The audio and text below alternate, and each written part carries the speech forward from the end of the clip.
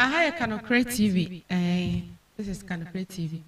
Please, if you're new to the channel, please subscribe to the channel for us. Here, we give you updates on things that is happening around the world that indicate that the coming of our Lord Jesus Christ is very, very near.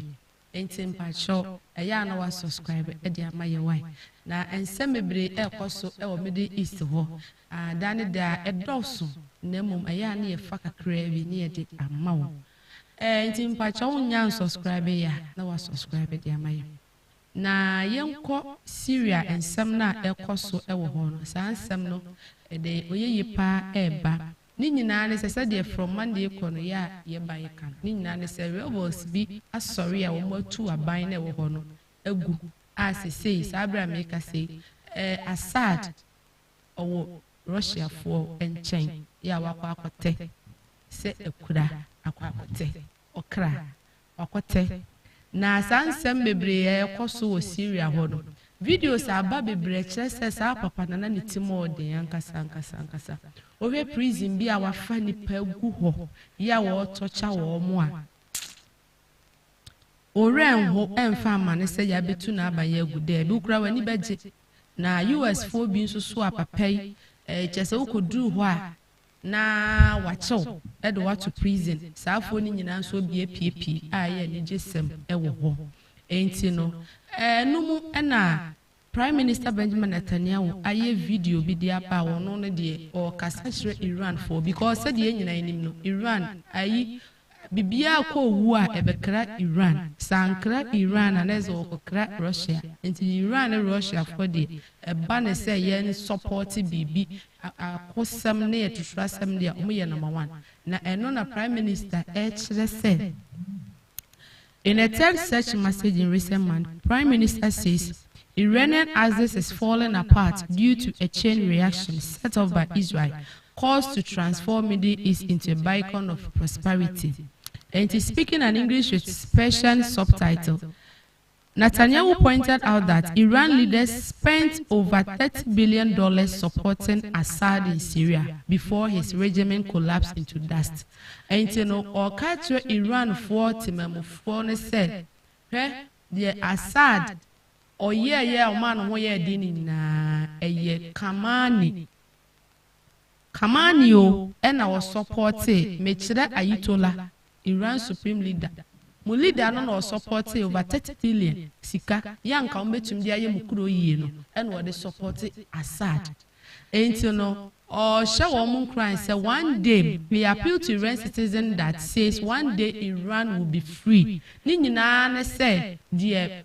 Kamani Ayitola be ye no munfo ane so na on de ogidi say said the kakra wo mu tu etuturafo na etimodemfo baako every Middle East ho no one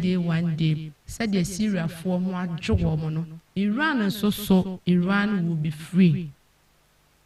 Now one man's meat is another man's poison. Aye sabre Germany so German for anugumu a wo mu so ni nyina ne say omu hu ne say se Syria for omo pese omo eba fie omo ba fie dodoa na doctor for dodoa na ewo German no eye Syria for ne saye mu no there will be a shortage of doctors ewo ho esa de enti ameka say one man poison is another man's meat and it say obi bo say finally asumdua ba ye mem na so Germany for so anu dem ya omo ka say said doctors for your Syria for echo wo mochi echo Syria baka hospital bebre na ebedam pan. German Medical Association are cautioning that a potential return of Syrian doctors to the Middle Eastern country would impact level of medical care in Germany. Nearly 6,000 Syrian doctors work in Germany. 6,000 Syrian doctors. Yeah, or more Germany. According to the German Medical Association, they are the largest group of foreign doctors in the country. A return of large numbers of doctors to Syria would have a negative impact on staffing members. And the German Medical Association, Womo Eka, says Syria for most as Jaba or Mukromia or Mukwi, and hence one Germany for ye ho akyere we so ye news ayeka akyere wa wo hwe ye nyina se bia ye doctor obeso otu kwan a this is the good opportunity se wo be ko Germany Syria for kono na ye de bishop nti e bi ko na e bi ba ade ase enti ba cho ha ka no creative so ni nyina ne se asumdwe ankasa ye ka ho asem no Middle East ho no ne de ebi ni ho sabre ya meka say na ebi nso bose because Assad etimodin a obeye ye wo Syria ho no amma sese no ukọ Syria emontin so a timamfo bebre eto mo ho agwabonti Syria celebrates fall of Assad regime on first Friday since its outcast into ene day. Thousands of Syrians are celebrating the fall of the Assad regime on the first Friday since Bashar al-Assad free so into ene ye Friday enije ekoso ewo. Now, Mami Faunko US Anthony Blinken make unannounced trip to Iraq as international community grapples with Syrian regime collapse. Papa we or boy Juma pa US Secretary of State Anthony Blinken or boy Juma because they say no Syria honum na be a boy say niji abaho no amount mind for bebre na so hu ne say anya niji na eba ho na mom nsem bi frofro eba so omo ahwe ya ensem ba na no na US Secretary of State Anthony Blinken were to quite unannounced visit at Iraq. And it was said the US Secretary of State Anthony Blinken made an unannounced visit to Iraq Friday to meet with Prime Minister Mohammed Shah al-Sudani as the international community grapple with implication of the Syrian government collapse. And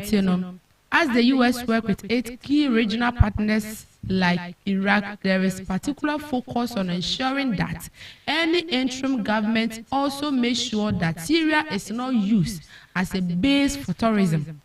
And the one in power said almost Assad,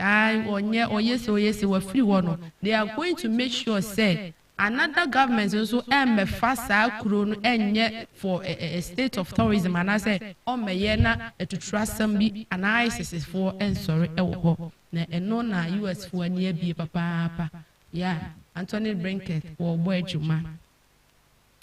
na me pache o ma me mfa enko ho na sabre ya meka say die Israel for enye bie in fact they are very alert. Omaya alert papa some ekoso wo Syria ho because omoni Syria for so ebo ehie ewo ho. Israeli Defense Minister orders military to prepare for winter stay on captured Syrian territory. Israeli Defense Minister Israel Katz has instructed the military to prepare to remain in control of Mount Hermon on Syrian territory Israeli seized this week. According to news, Israel for seized Mount Hermon, a Syrian territory. This week,